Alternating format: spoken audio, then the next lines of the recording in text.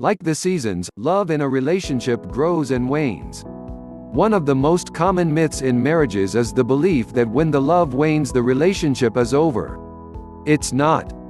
If your spouse says, "I have fallen out of love with you," don't panic.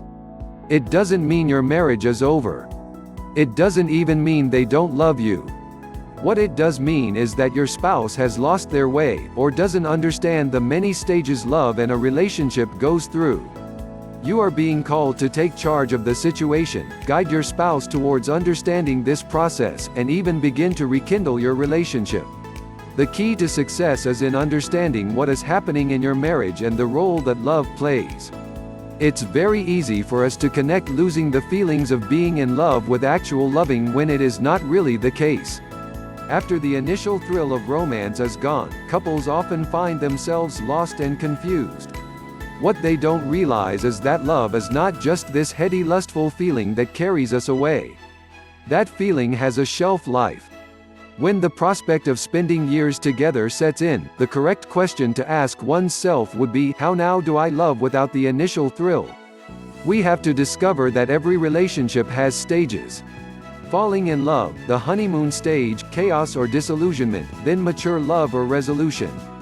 We are very quick to judge that we no longer love someone just because the feelings fade. With proper understanding, we can expect that even if the feeling may not be there, it doesn't mean we don't love. In truth, love is a commitment. It is not just a feeling, it is a doing thing. A mature person loves by choice and not simply by circumstance. The next step would be to manage your partner's feelings or lack thereof by starting with dialogue. Talk about the feelings and find out what happened, where is it coming from. There are numerous tools and methods available for a couple together or with a counselor, mediator, that would help them examine their present situation.